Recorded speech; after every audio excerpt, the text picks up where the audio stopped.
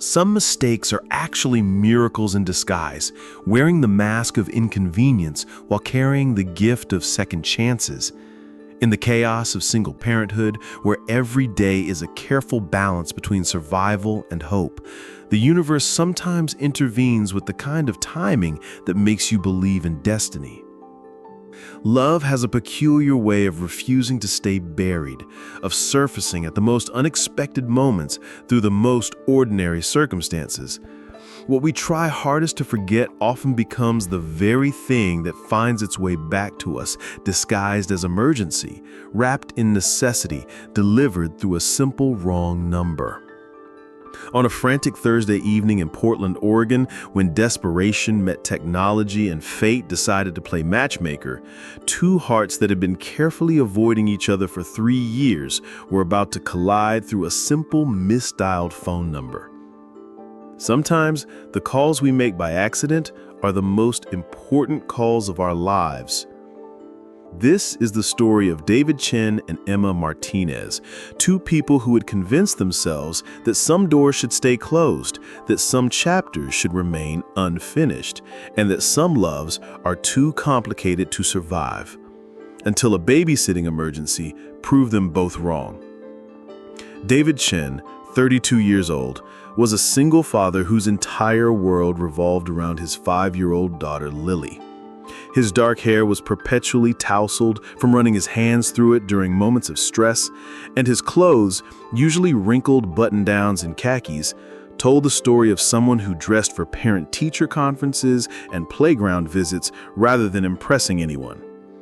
His small 2-bedroom apartment in southeast Portland was organized chaos, toys scattered across every surface, children's drawings taped to the refrigerator, and a coffee maker that worked overtime to fuel his exhausted existence.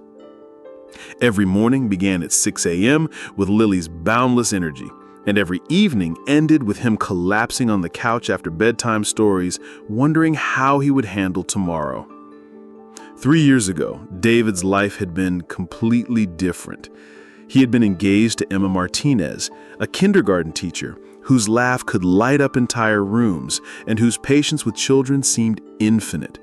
They had planned a wedding for the fall, found an apartment with better schools nearby, and dreamed of the family they would build together. 2 kids, maybe 3, Sunday morning pancakes, and the kind of love that grows stronger with time. But then, David's ex-girlfriend, Sarah, had shown up 8 months pregnant, claiming the baby was his from their brief reunion during his temporary breakup with Emma the previous year. The paternity test confirmed what David had feared. Lily was his daughter, born to a woman who disappeared 2 weeks after giving birth, leaving behind only a note saying she wasn't cut out for motherhood. Emma had tried to be understanding, had offered to help raise Lily, had insisted that love was bigger than biology, but David, overwhelmed by guilt and responsibility, had convinced himself that Emma deserved better than inheriting someone else's complications. "You didn't sign up for this, you deserve your own family, not my mess," he had told her through tears. Now, his daily routine was a carefully orchestrated dance of survival. David worked as a graphic designer from home, when possible, took Lily to preschool, managed play dates and doctor's appointments, and fell into bed each night wondering if he was doing anything right. His regular babysitter, Mrs. Rodriguez from downstairs, helped when she could, but at 72, she couldn't handle late evenings or emergencies. The loneliness was crushing but unspoken. David had convinced himself that dating was selfish when Lily needed all his attention. He had learned to cook mac and cheese 12 different ways, to braid hair through YouTube tutorials, and to have tea parties with stuffed animals while pretending he wasn't desperately missing adult conversation. Despite his exhaustion, David's love for Lily was absolute. She was brilliant and funny, with Emma's dark eyes and his stubborn chin. She asked endless questions about everything, built elaborate cities with building blocks, and had never once made him regret choosing her over his own comfort. But sometimes, when she asked why she didn't have a mommy like other kids, David felt the weight of all the choices that had led them here. His friends worried about his isolation. "Man, you need to start dating again," his best friend Jake constantly reminded him. "Lily needs to see that her dad can be happy too." But David couldn't imagine explaining his complicated history to someone new, couldn't imagine anyone wanting to take on the reality of his life. Tonight was supposed to be simple. His first work dinner with potential clients in over a year, a chance to expand his freelance business and provide better stability for Lily. Mrs. Rodriguez had confirmed she could babysit, David had arranged everything perfectly, and for once he had allowed himself to hope that maybe he could balance being a good father with having a career. But at 4:30 p.m., Mrs. Rodriguez called. David's backup sitter was out of town, and his carefully constructed plans began crumbling around him. With 2 hours until he needed to leave and no other options, David grabbed his phone and did what desperate parents do. He started calling every childcare number in his contacts, praying someone would be available. He had no idea he was about to dial the one number that would change everything.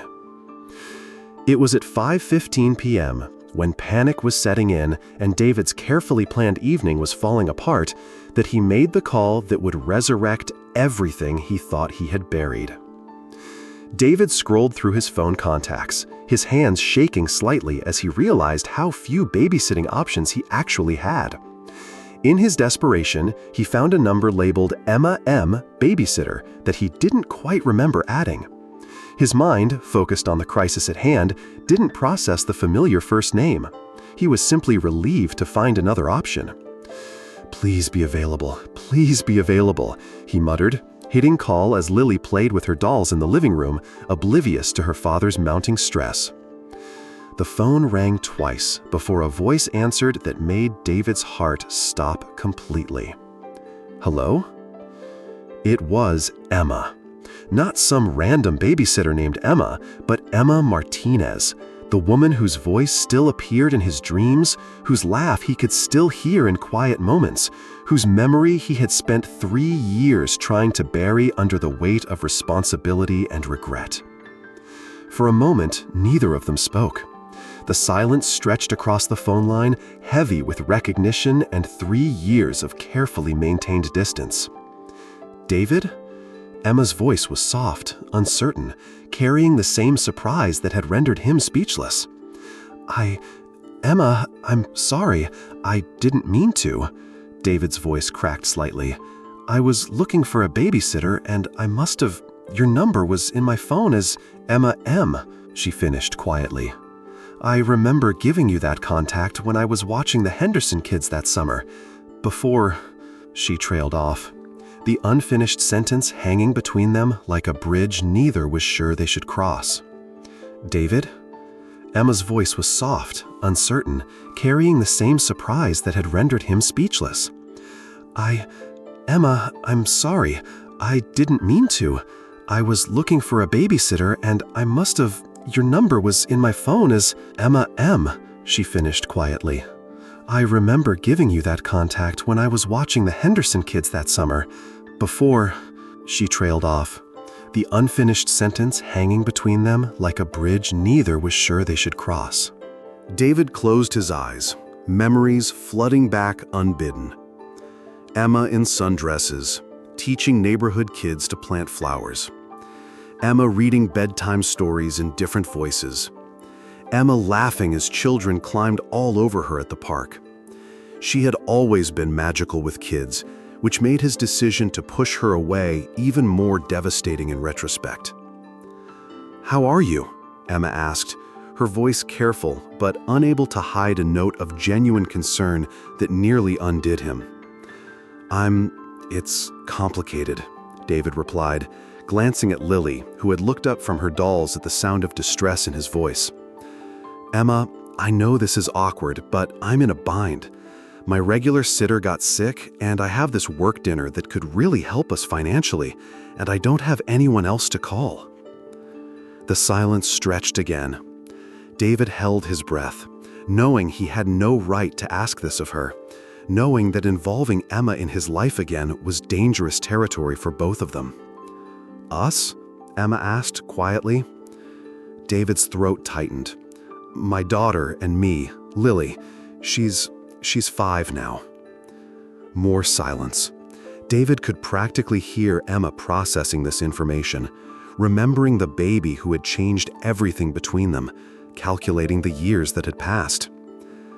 "David, I don't know if this is a good idea," Emma said finally, her voice carrying pain that he recognized because it matched his own. "I know," he replied quickly. "I know it's not fair of me to call you. I know we haven't spoken in 3 years, and I know I have no right to ask. But Emma, I'm desperate. This dinner could mean steady work, better stability for Lily. I wouldn't ask if I had any other choice."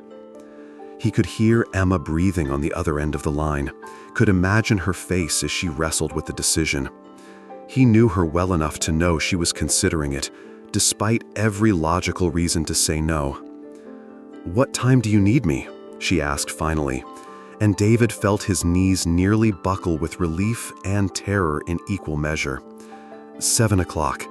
And Emma, thank you. I know this is complicated, but thank you."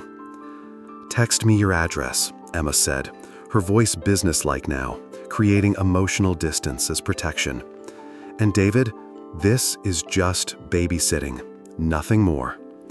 "Of course," David agreed quickly, "just babysitting." But as he hung up the phone and looked at Lily, who was watching him with the intuitive concern that children possess, David knew that nothing about tonight would be simple. In 2 hours, the woman he had never stopped loving would be in his apartment, meeting the daughter who existed because he had made choices that destroyed their future. The universe, it seemed, had a sense of humor about second chances. At exactly 7 p.m., David's doorbell rang, and he felt his heart rate spike to levels that seemed medically concerning. He opened the door to find Emma standing in his hallway, looking simultaneously exactly the same and completely different. Her dark hair was shorter now, styled in a practical bob that framed her face beautifully. She wore jeans and a soft green sweater that brought out her eyes, and she carried herself with a confidence that hadn't been there 3 years ago, the poise of someone who had rebuilt herself after heartbreak. "Hi," she said simply, her voice steady despite the emotional earthquake they were both experiencing. "Hi," David replied, stepping aside to let her in. "Emma, I can't tell you how much I appreciate this." As Emma entered his apartment, her eyes immediately took in the evidence of his life. Toys organized in colorful bins, children's books stacked on every surface, Lily's artwork covering the refrigerator like a gallery of unconditional love. This was the life David had chosen over her, the family he had built without her. "Daddy, who's the pretty lady?" Lily appeared from behind David's legs, her dark eyes, so much like Emma's, studying her visitor with the frank curiosity of childhood. Emma's breath caught audibly. She knelt down to Lily's eye level, her professional teacher instincts taking over even as her heart was breaking. "Hi, Lily. I'm Emma. Your daddy asked me to stay with you tonight while he goes to his important dinner." Lily tilted her head, considering this information. "Are you Daddy's friend?" The question hung in the air like a loaded weapon. Emma glanced up at David, who looked like he wanted to disappear into the floor. "I used to be," Emma said carefully, "a long time ago." David watched this interaction with growing amazement and pain. Emma was natural with Lily in a way that seemed effortless, responding to her questions with the kind of patience and warmth that made children instantly trust her. This was what he had given up, not just Emma's love for him, but her potential love for his daughter. "Okay, I should go," David said, grabbing his jacket and keys before the moment became too emotionally dangerous. "Lily's bedtime is 8:30. She can have one small snack after dinner, and she likes to read 3 books before bed. My number is on the fridge if you need anything." As he moved toward the door, Emma followed him. "David, wait." He turned, and for a moment they stood facing each other in the doorway, 3 years of unresolved feelings crackling between them like electricity. "She's beautiful," Emma said quietly. "She looks like you, but she has your eyes," David finished. "I know. I've always known." Emma's expression shifted, confusion replacing the careful neutrality she'd been maintaining. "What do you mean, my eyes? David, she's not, her mother." David ran his hand through his hair, a gesture Emma remembered from every stressful moment they'd ever shared. "It's complicated, Emma. When you meet her, really meet her, you'll understand what I mean." As David left for his dinner, Emma turned back to find Lily watching her with those familiar dark eyes, and something clicked into place. A recognition that went deeper than physical resemblance, a connection that felt like coming home. "Miss Emma," Lily said, taking her hand with the trust that only children can offer instantly, "do you want to see my room? I have a really pretty dollhouse that Daddy built for me."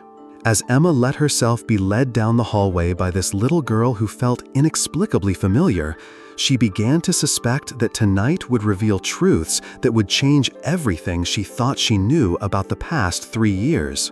What Emma discovered over the next 2 hours would fundamentally alter her understanding of everything that had happened between her and David.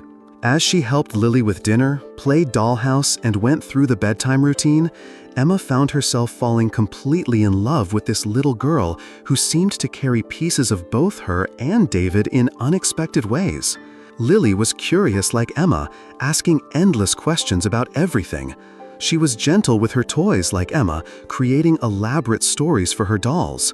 She even had Emma's habit of tucking her hair behind her ear when concentrating. "Miss Emma," Lily said, as they snuggled on the couch reading bedtime stories, "Daddy gets sad sometimes, especially when he looks at pictures." "What kind of pictures?" Emma asked gently, her teacher instincts telling her this was important. Lily climbed down and retrieved a photo album from the coffee table. "These pictures, he looks at them when he thinks I'm sleeping." Emma's hands trembled as she opened the album. The first page contained photos of her and David from their relationship, laughing at the beach, at restaurants, during their engagement. But as she turned pages, she found something that made her heart stop. Photos of herself with Lily as a baby. "Lily, where did these pictures come from?" Emma asked, her voice barely above a whisper. "Daddy said you used to take care of me when I was little," Lily replied matter-of-factly, "before you had to go away. He said you loved me very much." Emma stared at the photographs, memories flooding back with devastating clarity. She remembered those first few weeks after Lily was born, when David had been overwhelmed and exhausted. She had helped with feedings, had changed diapers, had sung lullabies in the middle of the night. She had loved this baby desperately, completely, as if she were her own. But then David had started pulling away, insisting that Emma deserved her own family, not the complications of his situation. She had fought for them, had begged him to let her stay, but David had been convinced that asking her to help raise another woman's child was selfish. "He sent me away because he thought it wasn't fair to me," Emma whispered, understanding flooding through her. "He thought I deserved better than someone else's baby." "But I'm not someone else's," Lily said with the simple logic of childhood. "I'm Daddy's, and if you love Daddy, then I'm yours too, right?" Emma's eyes filled with tears as she realized the magnitude of David's sacrifice. He hadn't chosen his biological daughter over Emma. He had chosen what he thought was best for Emma, even though it destroyed him. He had pushed away the woman he loved to protect her from what he saw as his burden. When David returned at 10 p.m., he found Emma sitting on his couch, the photo album open in her lap, tears streaming down her face. "She's asleep," Emma said without looking up. "She's wonderful, David, absolutely wonderful." David stood in his doorway, seeing Emma surrounded by the evidence of his hidden truth, the photos he looked at late at night, the memories he had tried to preserve while convincing himself he had done the right thing. "Emma, I can explain. You pushed me away because you thought I deserved better," Emma interrupted, finally looking at him. "You convinced yourself that asking me to love your daughter was selfish, so you made the choice for both of us." David's shoulders sagged. "You did deserve better. You deserved your own family, not my complications." "David," Emma said, standing and crossing to him, "didn't you realize that she already was my family? I loved her from the moment I held her. I loved both of you. You didn't protect me by sending me away. You broke my heart, and yours, and hers." For the first time in 3 years, David allowed himself to really look at Emma, to see the truth he had been too afraid to recognize. She had never wanted protection from his life. She had wanted to be part of it. 8 months later, David woke up to the sound of laughter coming from the kitchen, a sound that still made him pause and smile every single morning. He found Emma and Lily making pancakes together, flour dusting both of their faces as they giggled over some shared joke. Emma was wearing his old college t-shirt and pajama pants, her hair messy from sleep, looking more beautiful than he had ever seen her. "Morning, sleepyhead," Emma said, grinning as she flipped a pancake with theatrical flair that made Lily clap with delight. "Daddy, look! Emma's making pancakes shaped like flowers. She's teaching me how to make them for Mother's Day." David felt his chest tighten with emotion. 6 months ago, Emma had moved in with them, not as his girlfriend trying out domesticity, but as the woman who had realized that family isn't about biology. It's about choice, commitment, and love that refuses to give up. The transition hadn't been seamless. There had been difficult conversations about the lost years, about David's decision to push her away, about how to rebuild trust that had been broken by good intentions. Emma had needed time to forgive him for making choices about her life without consulting her. David had needed to learn that protecting someone sometimes meant letting them choose their own risks. But Lily had been their bridge back to each other. She had accepted Emma's return into their lives with the wholehearted joy that only children possess, as if Emma had never been gone. "She's my almost mommy," Lily would tell people, until one day she dropped the almost entirely. "The adoption papers came through yesterday," Emma said quietly as she served breakfast, knowing David would understand the significance immediately. David's eyes filled with tears. Emma had insisted on legally adopting Lily, wanting to make their unconventional family official in every way possible. "So she's really yours now too." "She was always mine," Emma replied simply. "The papers just make it official for everyone else." That afternoon, they had a small celebration in their backyard, the same house where David and Emma had planned to live before everything fell apart, which Emma had quietly purchased and surprised him with on their re-engagement night. As David watched Emma push Lily on the swing they had installed together, he marveled at how differently life had unfolded than he had planned. His desperate phone call to the wrong babysitter had led them all back to where they belonged, together, as the family they were always meant to be. "Daddy," Lily called from the swing, "Emma says after we get married, I can call her mommy for real." David looked at Emma, who wore the engagement ring he had given her for the second time, and realized that some love stories don't end, they just take longer detours before finding their way home. Sometimes wrong numbers dial exactly the right person. In the chaos of single parenthood and the weight of impossible choices, David learned that love doesn't always look like what we think it should. Sometimes protecting the people we love means making decisions that hurt everyone involved, and sometimes the greatest act of love is admitting when we've been wrong. Emma discovered that family isn't defined by biology or conventional timelines, but by the willingness to show up, stay committed, and choose each other every day, especially when that choice is complicated, inconvenient, or requires starting over. Together, they proved that some connections are too strong to be severed by circumstance, that true love waits patiently for second chances, and that the families we choose can be every bit as real and lasting as the ones we're born into. Their story reminds us that mistakes can become miracles, that wrong numbers sometimes connect us to exactly the right person, and that the most beautiful love stories often begin with the words, "I'm sorry," and end with, "Welcome home." Sometimes the calls we make in desperation become the most important calls of our lives, dialing directly into the heart of our destiny.